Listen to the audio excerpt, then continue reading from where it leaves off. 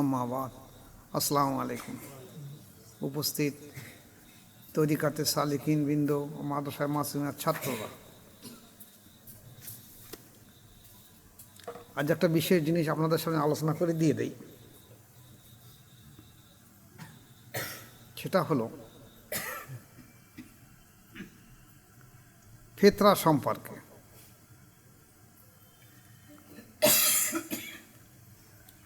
আমার কাছে একজন ব্যক্তি আজকে ফোন করেছে যে দিল্লি জামে মসজিদের ইমাম সাহেব বলেছে 90 টাকা ফেতরা দিতে হবে। না কথা মসজিদের ইমাম সাহেব একরকম বলেছে, আমাদের এখানে মুফতি সাহেব একরকম বলেছে, আমাদের মসজিদের ইমাম সাহেব একরকম বলছে। তা আমরা কার ফেতরাটা দেব? যে ফোন করেছে কিন্তু আমার মুরিদ না, যে আমরা কার ফেতরা দেবো, কার হুকুমি ফেতরা দেবো? দিল্লির নাকদা মসজিদ ইমাম সাহেব হুকুমি, না কলকাতা জামে মসজিদ, দিল্লি বড় মসজিদ, না কলকাতা জামে নাকদা মসজিদ, নাকি আমাদের এলাকার মুফতিরা যা বলছে, নাকি মসজিদ ইমাম সাহেব যা বলছে? কোনটা করব? সবাই যদি একই রকম বলে তো আমরা কার মতে ফেতরাটা দেব?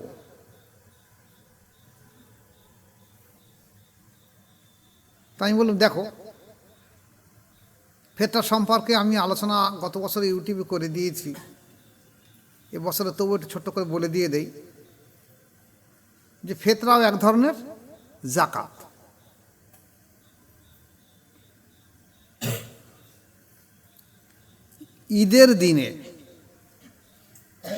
ঈদের দিনে যারা সাহেবে নেশাব, যারা ধনী মানুষ, তারা গরিবদেরকে ফেতরা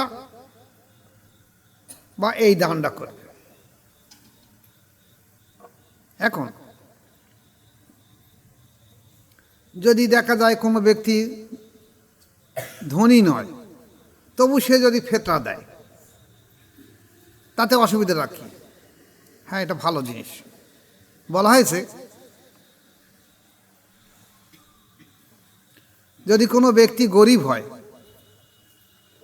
গরিব হওয়ার পরেও যদি সে আল্লাহর রাস্তায় দান করে, তাহলে সেটা আল্লাহ পাকের কাছে খুব বেশি পছন্দনীয়। এখন ফেতরা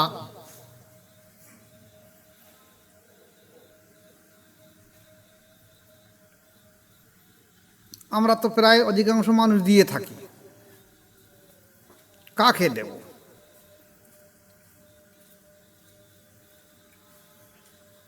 মশলায় বলা হয়েছে যে ফেতরা হলো ওই জিনিস যা প্রধান খাদ্য।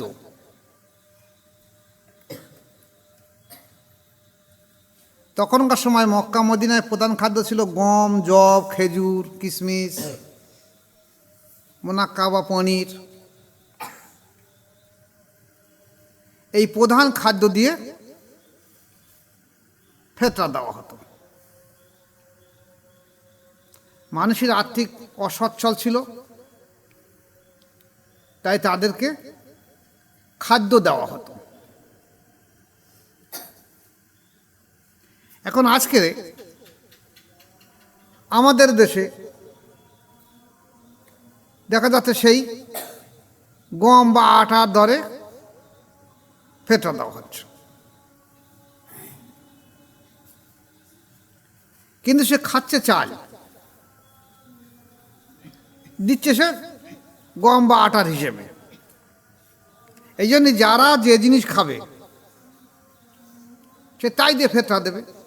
যারা ভাত খায় চাল দিয়ে ফেতরা দেবে, যারা গম খায়, আটা খায়, তারা আটা দিয়ে ফেতরা দেবে। এখন আসুন, এই গম বা আটা দামের তো পার্থক্য রয়ে গেছে।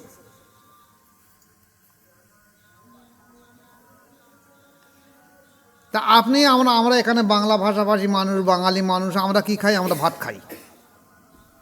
তাহলে আমরা ফেতরা আমাদের চাল দিয়ে দিব। এখন ইমামদের মধ্যে মতভেদ এসে 1 সা না অর্ধ সা, কতটা দেব? হানাফি মতে যেমন 1 সা আছে তেমন অর্ধ সাও আছে। এই অর্ধ সা হিসেবে তখনকার সেই বাংলা বাটকারা ছিল, শের, তারপর আসলো কেজি। ওই শের কিন্তু আর কেজি সমান নয়, শের আর কেজি সমান নয়। সেই হিসেবে তখনকার যে বাঁটকারা ছিল সেই বাঁটকারা অনুযায়ী হিসেব হয়েছে। এখন 19-20 হতেই পারে, তবু মোটামুটি আমাদের এলাকায় একটা প্রচলন রয়ে গেছে যে 1660 গ্রাম গম বা চালের দাম ধরা হয়, বা আটা বা চাউলের দাম ধরা হয়। তো কারো কারো মতে হলো যে না, 3.5 কেজির মতন দিতে হবে 1 সা, কিন্তু অর্ধ সা দিলেও ফতোয়ায় এসেছে অর্ধ সা দেওয়া যাবে, অর্থাৎ 1660 গ্রাম বা কেজি। আর শেরের পার্থক্য হিসেবে 1700 গ্রাম হতে পারে, কম বেশি কিছু হতে পারে। এখন এবার আসুন, আমরা তাহলে কী দিয়ে দেবো? আমাদের দেশে অনেকে মানুষ দেখা যাচ্ছে শুধুমাত্র কন্ট্রোলের চাল খায়। কেউ চাষা মানুষ, সে চাষের মোটা চাল খায়। কেউ আবার ধনী মানুষ, পাটনাই চাল খায় বা মিনিকেট চাল খায়। বলা হয়েছে তুমি যেটা পছন্দ করো, তুমি দান করো, সে পছন্দনীয় জিনিস দান করো। তুমি খাবে মিনিকেট চাল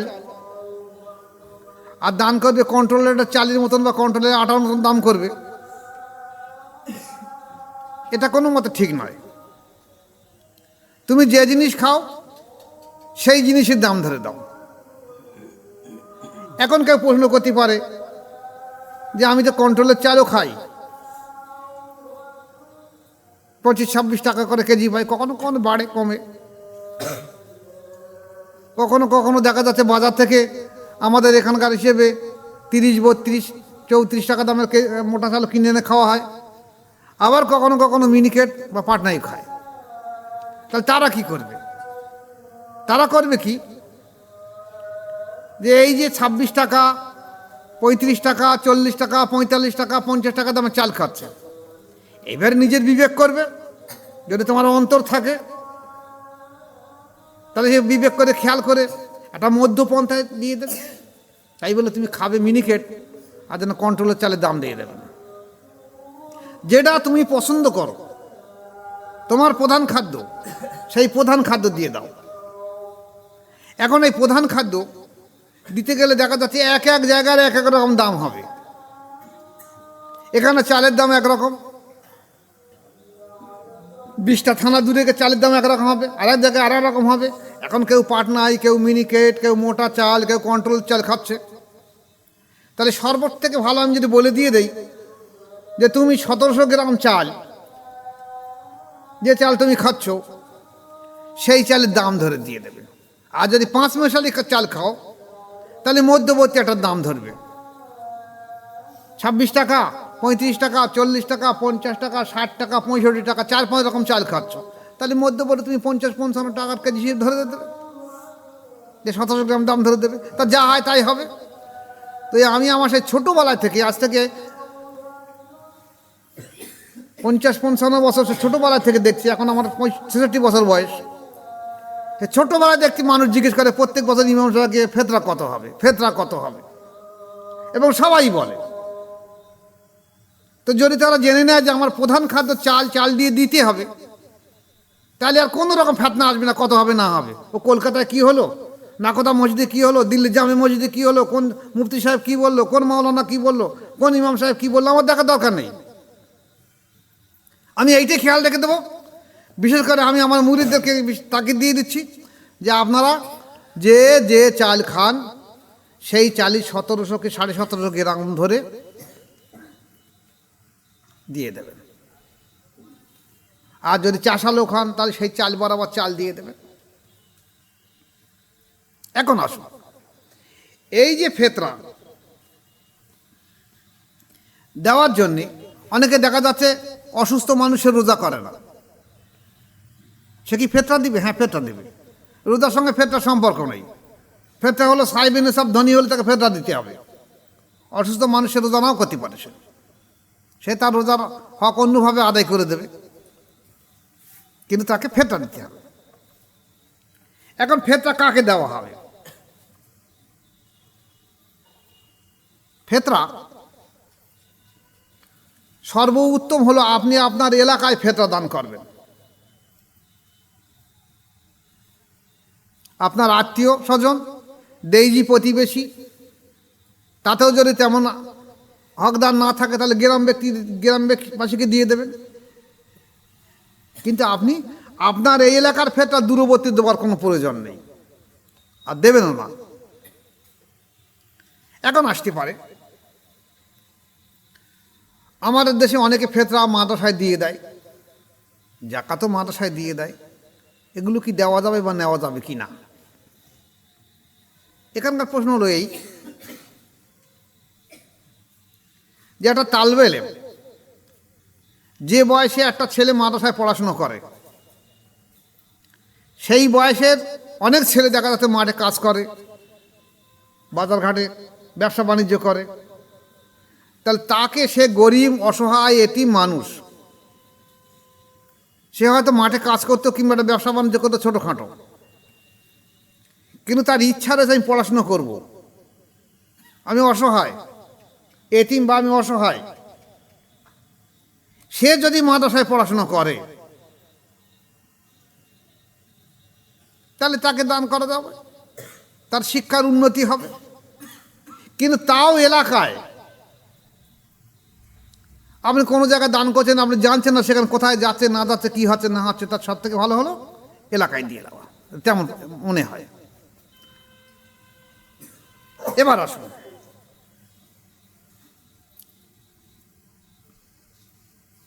যদি কোনো ব্যক্তি, যেমন দেখা যাচ্ছে এখন চাল 50 টাকা দাম, সে দান করবে 1700 1750 গ্রাম, তো 50 টাকা দামের চাল খাজে 50 টাকা দামে দিয়ে দেবে। তো চাল না দিয়ে অন্য কিছুতে দিতে পারবে কিনা, টাকায় দিতে পারবে কিনা, বা অন্য কোনো মালামাল দিতে পারবে কিনা? হ্যাঁ, দিতে পারবে। যেমন একটা উদাহরণ দিলে বুঝতে পারবেন যে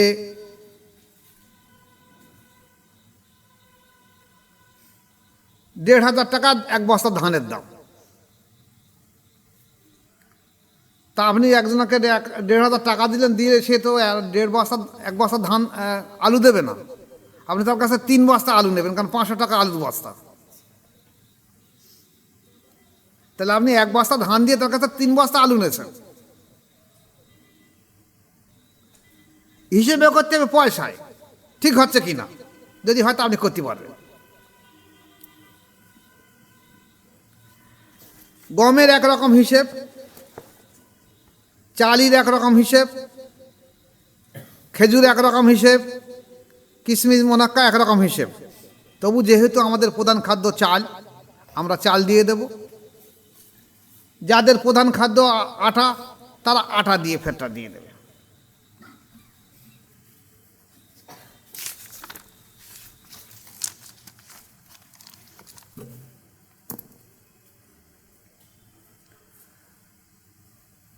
তাহলে ফেতরা সম্পর্কে সর্বোত্তম হলো যে যদি এলাকার মানুষ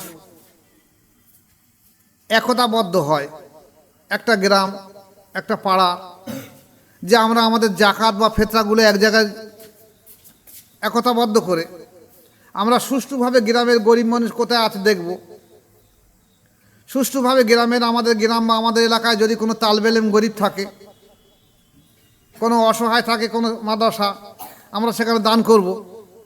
এটা উত্তম জিনিস। তা সে পদ্ধতিতে আমাদের এখন নেই, যেহেতু আমাদের মতের অমিল হবে।